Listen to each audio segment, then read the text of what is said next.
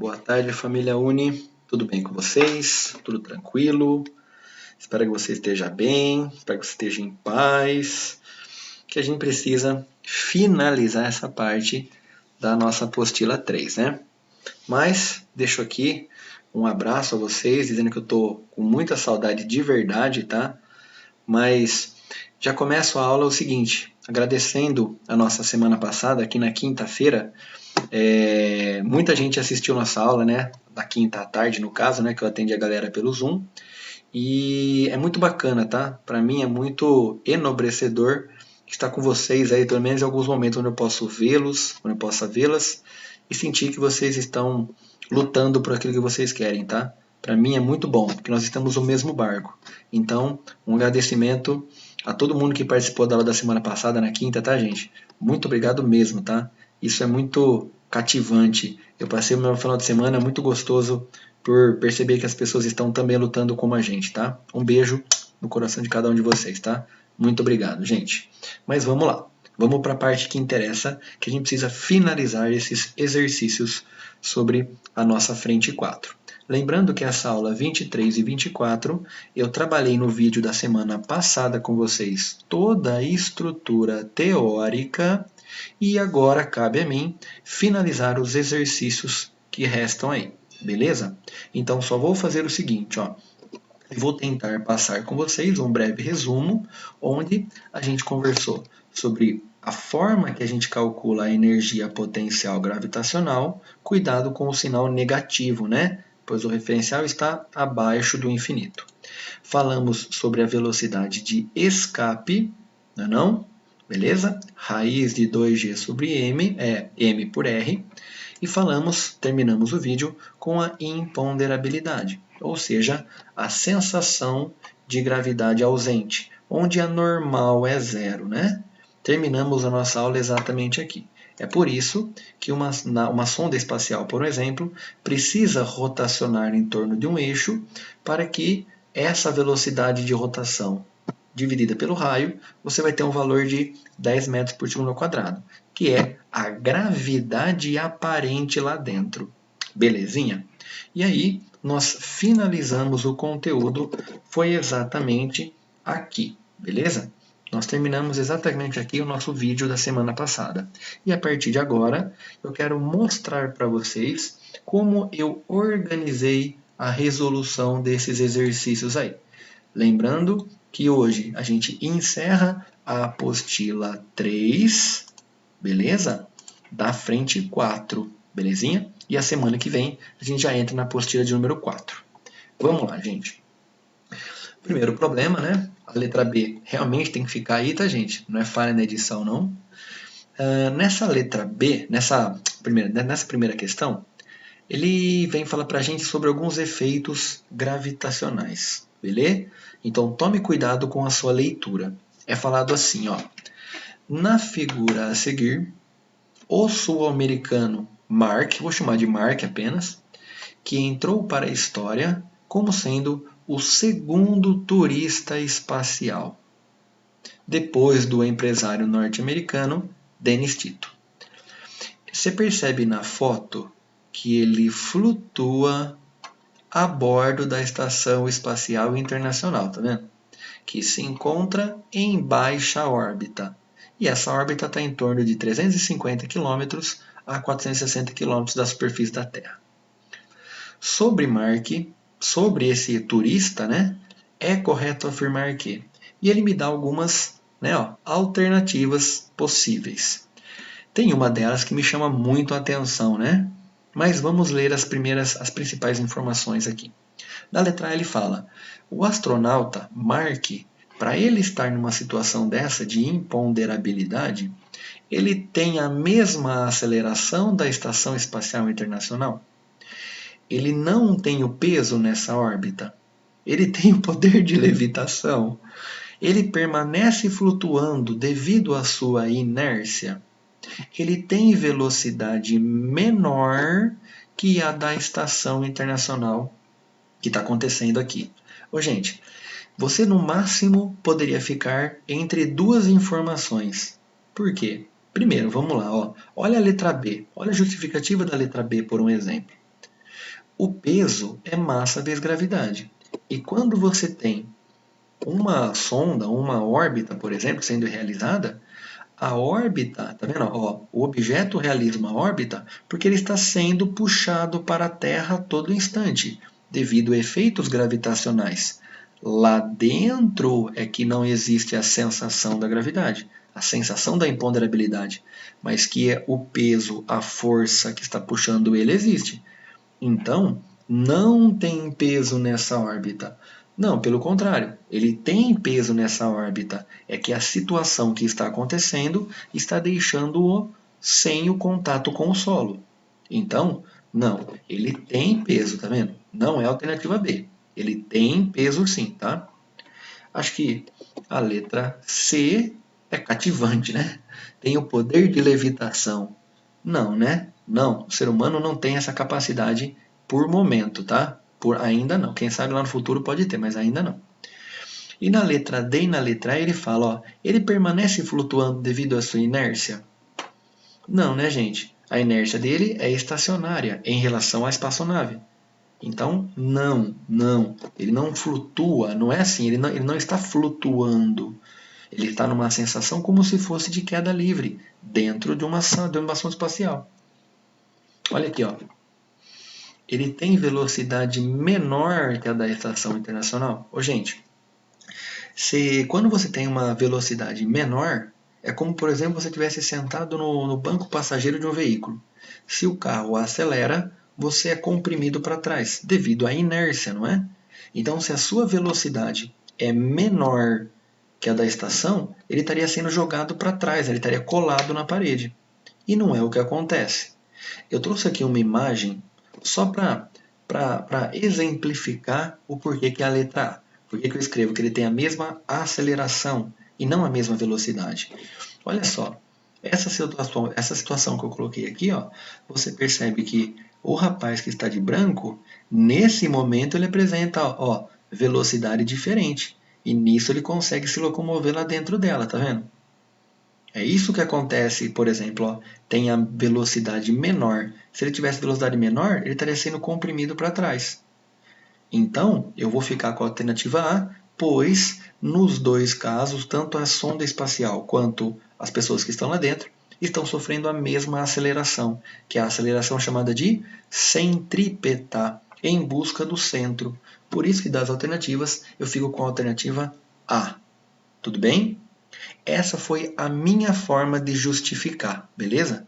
Mas, para quem não se sentir confiante ainda, né, com essas minhas respostas, eu trouxe o gabarito original, tá? Olha só. A letra A, que ele fala, tem a mesma aceleração da estação, ó. O chamado estado de imponderabilidade ocorre exatamente porque todos os corpos dentro da estação, inclusive ela mesma, né, tem a mesma aceleração. Tudo bem? Por isso que a alternativa A é a correta. Agora, se você olhar as outras, ó, como existe a aceleração, existe a aceleração gravitacional, né? Beleza? Por isso que sobre ele, sim, existe peso. Não é a letra B. A letra C, vou passar batido. A letra D, ele me fala, tá vendo? Ó, o estado do astronauta, bem como mais a estação, é não inercial. Beleza? Pois, como já dito, a aceleração está agindo nesse corpo em órbita aí. Beleza? E a alternativa D, que é o que ele fala de velocidade diferente, apenas vem um texto, né? A velocidade do astronauta pode até ser momentaneamente maior ou menor, que nem eu propus no exemplo. Se ele se desloca dentro dela. Como ele flutua no mesmo local, ele não está em movimento, então, sim, a velocidade deles deve ser a mesma. Tudo bem? Perfeito? Então aqui veio a justificativa. Eu tentei, gente, eu estou tentando mostrar para você o máximo possível de justificativa para a alternativa estar certa ou errada, beleza? Muito obrigado pela sua paciência aí. Questão de número 2, uma questão da UFPR, beleza? Do ano de 2013. E nessa questão, que o vestibular é bem legal da Federal do Paraná, ele vem me falar assim, sobre a força gravitacional e também sobre a energia potencial. Então vá com calma e vamos ler, ó. Dois satélites denominados A e B, tá vendo? Ó? O satélite A e o satélite B, ó, o B está em círculos. e o A está em elipse, em torno do ponto que a gente chama de ponto P. Os dois satélites são esféricos e possuem tamanhos e massas iguais. O tamanho deles é igual e a massa também é idêntica. O satélite B possui uma órbita circular perfeita, tá vendo? A órbita dele é perfeita. E o satélite A tem uma órbita elíptica. Beleza. Em relação ao movimento desses dois satélites ao longo de suas órbitas, considere as informações que ele me fala. Na primeira ele está falando assim, ó, os módulos da força gravitacional entre o satélite A e o planeta P e o satélite B e o planeta P são constantes?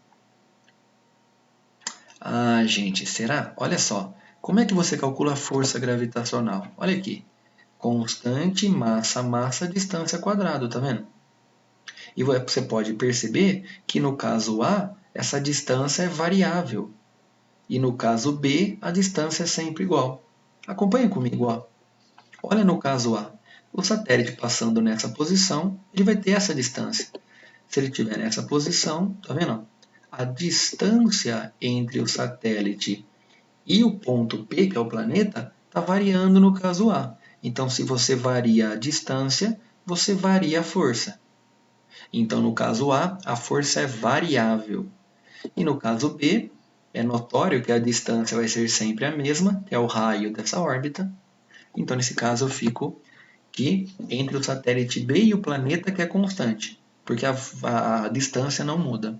Já entre o satélite A e o planeta, sim, vai variar. Por isso que a primeira eu considero como falsa. Olhando a segunda, é falado assim: a energia potencial gravitacional entre o planeta A e o planeta B é variável. Você está variando a energia que existe entre o A e o B? Gente, lembra como é que a gente calcula a energia? É o negativo da massa dos dois em produto da constante, tá vendo? Dividido pela minha distância.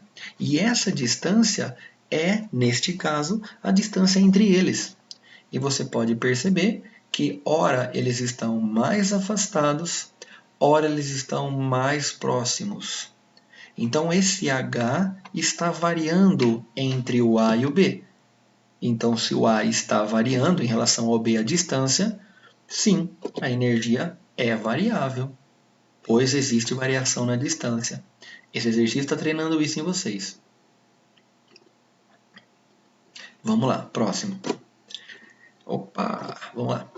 A energia cinética e a velocidade angular são constantes para ambos? Gente, primeiro, a energia cinética não, pois o planeta A está variando a sua velocidade conforme ele passa no periélio, velocidade maior, e conforme ele passa no afélio, velocidade menor.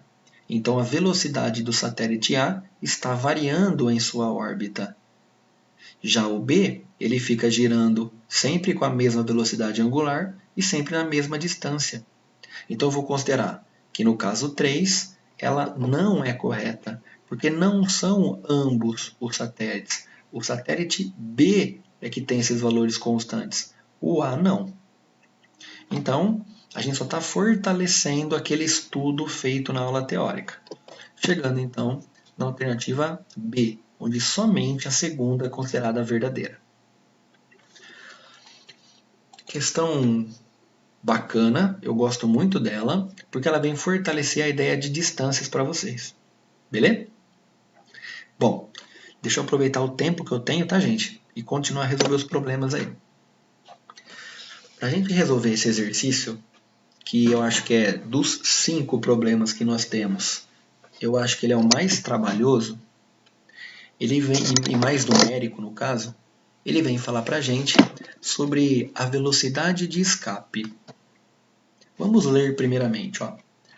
Um satélite ele está em órbita circular em torno de um certo planeta irmão. E a distância de raio, o raio do planeta é R. Só que ele está sobre uma altitude H. Então a distância do centro do planeta até a altura, né, do satélite é R mais H, tá? Assinale, então imagine um satélite orbitando ali, tá vendo? Em órbita elíptica, ou circular até. Circular, ele falou circular, né? Assinale a alternativa que represente a velocidade escalar adicional que o satélite precisa adquirir para escapar completamente da órbita. Gente, esse exercício tem a ver com velocidade de escape. Na minha cabeça o que eu estou falando está tranquilo. Então olha só. Imagine um satélite em órbita circular, que é o que ele falou aí. Ele está girando. Aí você precisa empurrar um pouco mais e essa velocidade que você gerou nele, né, essa força que você empurrou esse cara, esse acréscimo de velocidade faz com que ele saia da órbita. Eu quero saber, quanto vale esse número? Qual é o valor adicional? Para isso, eu preciso retomar duas coisas com vocês. Olha aqui. Primeiro é a ideia, né? O objeto girando, massa pequenininha, massa grandona, e essa medida, que é o raio da órbita, já sei que é R mais H. Tudo bem. Como é que a gente calcula essa velocidade da órbita? Já foi provado antes, não foi? Lá na nossa aula anterior ainda. A velocidade dessa órbita é raiz de Gm pelo raio da órbita. E se você pensar na velocidade que o satélite tem agora, ele girando, ele está girando, qual que é a velocidade dele? É essa aqui, tá vendo? Essa é a velocidade da órbita. Ó. Ele está girando com essa velocidade. A distância é o raio do planeta mais a altura que ele está. Bom, ele está girando com essa velocidade. Aí você vai aumentar a velocidade dele e ele vai escapar da órbita. A velocidade de escape, você lembra que eu acabei de revisar com vocês? 2G emão dividido por raio mais H, tá vendo? Essa é a velocidade de escape, essa é a velocidade da órbita. Então, para que ele escape da órbita, ele tem que ter esse número. Mas ele já tinha isso. Então, quer dizer que esse número aqui, esse número, mais o que eu acrescentar, tem que ser esse. Para que ele escape, ele tem que ter esse valor mais o acréscimo. É por isso que eu começo assim a resolver esse exercício. A velocidade adicional que ele tem que ter, eu tenho que pegar o valor do escape e subtrair do que ele tinha na órbita dele. Ao fazer isso, eu tenho esse valor do escape, o quanto eu preciso adicionar para que ele vaze do planeta Terra. Espero que você esteja entendendo, tá, família Uni? Ó, entendeu? Desculpa eu ser incisivo, mas para ele escapar ele tem que ter isso. Como ele já tinha isso aqui, você colocou um pouquinho mais e ele atinge esse valor. Então, eu preciso adicionar o que ele tem que escapar, menos o que ele tinha. A partir de agora, matemática pura. Eu vou substituir os valores que estão aqui. A velocidade de escape é esse carinha. E a velocidade da órbita é esse carinha. Vamos colocar os valores? Ó, a velocidade de escape está aqui. 2G emão por Rão mais H, tá vendo? Essa é a de escape. E eu vou subtrair esse número, que é a velocidade que ele tem na órbita. E agora, na verdade, eu vou fazer mais 2 passos matemáticos, tá? E finalizo o exercício. Olha que bacana, ó. Esse cara, eu vou pegar essa raiz aqui, tá vendo? E vou colocar para fora. Ó, tá vendo? É a mesma coisa, tá vendo? Ó, esse número é a mesma coisa do que esse. E ali do lado direito eu repito a expressão, lógico, demonstrando o número 1 para fora. Feito isso, eu mostro para você, ó, a questão igualitária entre eles aqui, ó. Pegou? Então, eu coloco esse número em evidência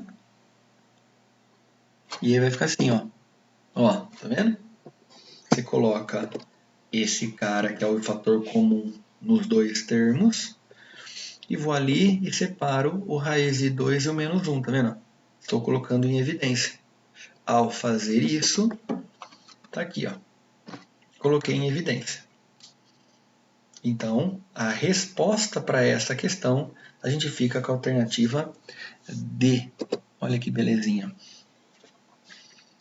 De novo, guardem isso, porque tem uma prova que gosta muito de falar isso. Chama FUVEST, tá? Cuidado com isso e tenha atenção, beleza, família? Bom, feito esse problema, acho que a gente já está indo já para o final disso, tá? Você está acompanhando legal a resolução.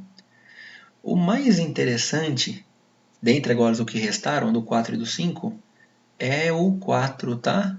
Mas eu vou fazer em outra ordem, tá, gente? Eu vou fazer primeiro, ó, por gentileza, o 5 e depois eu faço o 4, tá? Eu vou fazer o 5 e o 4. Esta imagem não está no seu problema. Eu trouxe para que você resolva de maneira mais rápida. Lá na aula de gravitação, na primeira aula de gravitação, eu mostrei para vocês a ideia das fases da Lua, né? Onde a Lua se encontra em cada Lua, não é não? Qual é a posição dela em relação entre o Sol e a Terra? Beleza? Neste caso, eu quero que você leia comigo o seguinte. Em uma aula sobre gravitação, o professor resolveu escrever um poema e mostrá-lo aos seus amigos. Ele escreveu assim: O Sol e a Lua num balé em torno da Terra. Estranho isso, né? Mas tudo bem. Ora, a Lua se encontra entre o Sol e a Terra. E outra hora, ela se encontra... Ora, a Terra está entre o Sol e a Lua.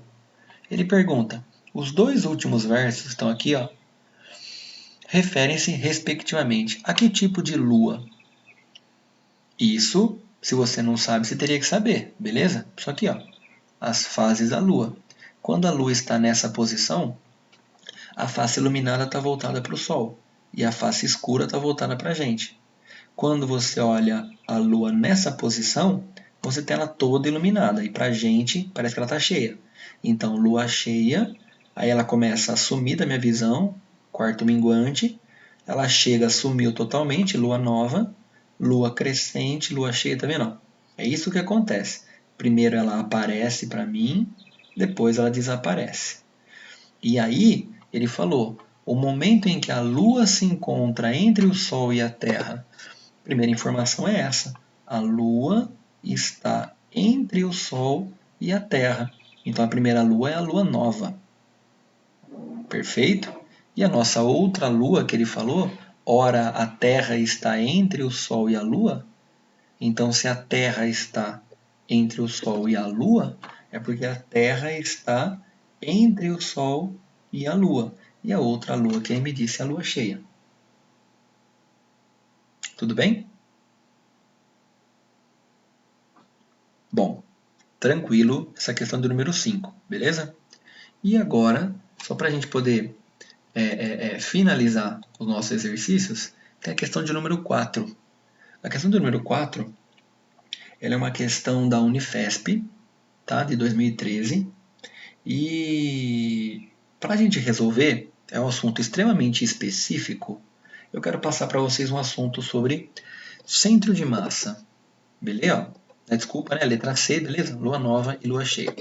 Eu quero passar para vocês a ideia de centro de massa, ou os chamados binários. Gente, quando você tem um planeta pequeno, um satélite pequeno, orbitando ao redor de um planeta grande, você fala, peraí, o pequeno orbita em torno do grande, mas qual é a relação do grande que você fala? Onde está o ponto dessa órbita? Onde está o centro dessa órbita? Quando você tem dois planetas de dimensões bem grandes, existe um ponto que a gente chama de centro de massa. É onde a massa vai estar totalmente localizada. E como é que eu encontro, como é que eu faço para descobrir o valor entre dois objetos que se atraem mutuamente? Primeiro, deixa eu tentar mostrar uma coisinha para vocês. Como eu falo, o centro de massa é o local onde a massa vai estar concentrada, beleza? É o ponto geométrico onde toda a massa do sistema estaria localizada, tá? Em equilíbrio. E eu vou deixar aqui a Lua, tá vendo? A Lua girando, rotacionando em torno da Terra. Tudo bem? Ela rotaciona em torno do próprio eixo e translada, desculpa, né? Ela translada em torno da Terra. Nesse momento, olha o que vai acontecer. Eu vou trazer um certo referencial para mim, tá vendo? E lógico, como a Lua é a menor, eu coloquei meu referencial, ó, no centro da Terra. Então, o que eu posso começar a pensar? Olha que bacana essa solução. Quando a gente pensa em centro de massa, eu vou dizer, como eu já falei novamente, é o ponto onde a massa vai estar localizada, né? É o ponto geométrico. E aí o que eu faço? Se eu tenho um plano bidimensional que não mostrei para você agora, x e y, tá vendo?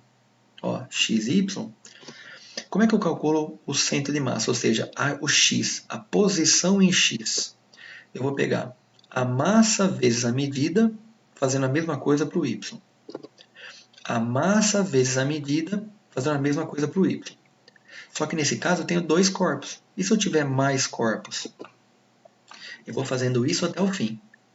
Então, se eu tiver 3, 4, 5, 6 corpos, na dinâmica celeste, você tem várias estrelas até no meio, né? E as contas ficam cada vez mais pesadas. Então, eu vou fazer isso, ó. E eu vou dividir pela soma das massas. Então, o que eu faço? Para descobrir a localização geométrica do centro de massa, eu pego a massa do objeto vezes a distância que ele está, né, do meu referencial, que no caso aqui é o zero, tá vendo? É esse eixo. Eu pego a massa do referencial e vou embora, fazendo isso sempre. Se eu fizer essa conta, eu encontro onde é o centro de massa. Beleza? E se eu for pensar no caso Terra-Lua, ó, gente, atenção, atenção. Meu referencial é esse ponto zero. Então esse x1 e esse x2 é a distância do objeto até esse ponto vermelho aqui para mim. Se eu for calcular isso entre Terra e Lua, são dados esses valores, tá? Eu que trouxe para vocês, beleza? Só quero te provar uma coisa, ó. Raio da Terra, raio da Lua, massa da Terra, massa da Lua e distância entre a Terra e a Lua. Então, essa medida do ponto vermelho até o centro da Lua é essa medida aqui. E aí, eu vou pegar esses dados e vou colocar aqui no X, ó. Só me acompanha, ó.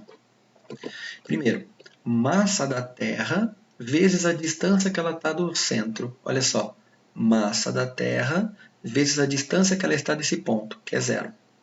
Tá vendo? Massa, distância e assim por diante. Olha na Lua. Massa da Lua vezes a distância que ela está do referencial em vermelho, ó. Beleza? E eu vou dividir pela soma das suas respectivas massas. Eu só estou te provando uma coisa. Esse número vai dar zero. Se você fizer o número aqui em cima, não precisa fazer, eu só estou te provando o que o exercício 4 vai te pedir. Se você fizer essa matemática, essa divisão entre o produto em cima e a soma embaixo, você vai encontrar esse número aqui. Então, eu provei para você que do referencial vermelho, a partir desta medida, o centro de massa Terra-Lua se encontra a 4.600 quilômetros desse ponto vermelho. Tudo bem, mas tem uma coisa interessante. Olha o que está acontecendo. Ó, olha o raio do planeta Terra.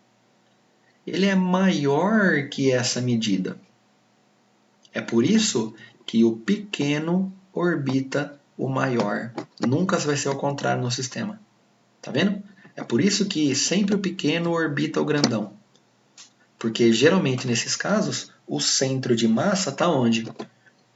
Ó, tá vendo? O centro de massa é menor que o raio da Terra. Então olha o desenho, ó. Quer dizer então que o raio da Terra vale 6.300 e esse ponto vale 4.200. Ou seja, o centro de massa Terra-Lua está localizado num ponto geométrico dentro do planeta Terra. Por isso que a Lua orbita a Terra. Legal essa prova, né? Eu curto demais essa dedução que foi feita aí. Então, num sistema Terra-Lua, o que a gente tem? A gente tem que o centro de massa está onde? Dentro do planeta Terra. Por isso o pequeno gira em torno do grandão. Eu fiz isso até agora para vocês, para provar esse exercício. Ó. Ele fala assim, a massa da Terra é aproximadamente 80 vezes a massa da Lua. E a distância entre os seus centros de massas vai ser aproximadamente 60 vezes o raio da Terra. Com esses dados que ele me deu, eu posso calcular isso aí no braço, tá vendo? Massa, distância, que nem eu acabei de fazer. Tudo bem? Mas, como você acabou de ver, é desnecessário. A respeito do sistema Terra-Lua, o que a gente pode afirmar? Olha a letra A. Que a Lua gira em torno da Terra. Perfeito. Com órbita elíptica. E um dos seus focos se encontra a Terra. Não. A órbita da Lua, primeiro que ela é, né, no caso, ela é circular para a gente, beleza? E é a excentricidade baixa. E na verdade, né, ó, tá vendo? Ó, o centro de massa ele é menor, então ele está dentro do planeta. E ele falou, ó, e um dos focos se encontra. Não, né? Não, beleza? Não é nesse foco que está o centro de massa. Isso depende da massa e da distância. Olha a letra B de bola. A Lua gira em torno da Terra com órbita circular. Beleza. E o centro de massa da Terra está no centro dessa órbita. Não, né? O centro de massa não está no centro da órbita. Está a uma distância desse centro. Então, também considera verdadeira. Não está no centro. Eu espero que essas resoluções estejam te ajudando, tá, gente? Agora, olha com carinho para a letra C. A Terra e a Lua giram, sim, em torno de um ponto comum, que é denominado centro de massa. E esse ponto está localizado, sim, no interior da Terra, devido a essa distância ser menor do que o raio. Beleza? Então, por isso que eu fico com a alternativa C. Se eu for olhar a letra D, a Terra e a Lua giram em torno de um ponto comum, centro de massa, localizado no meio delas. Juvenal? Não, né? Não está no meio. Já foi calculado anteriormente. E a letra E, a Terra e a Lua giram em torno de um ponto comum, o centro de massa Terra-Lua, localizado no interior da Lua. Não, no interior da Terra. Por isso que eu fico com a alternativa C. Família, eu estourei o tempo que me pediram, tá? Já estou agora com 33 minutos de aula. Me pediram para, como eu falo, né, entre 30 e 40. Eu vou encerrar essa parte de gravitação e com isso a gente encerra a apostila 3 da frente 4. O que me cabe daqui para frente é a apostila 4 e trabalhar a frente 4, que brinca com vocês que era a ideia de estática, torque, momento, gira ou não gira, né? A apostila 4 vai trabalhar isso, beleza?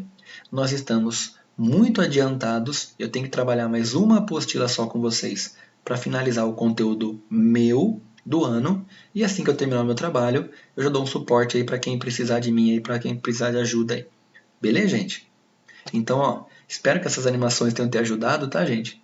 Eu deixo um beijo com muito carinho, muito respeito a todo mundo, com muita saudade. E, para quem quiser, fica o convite.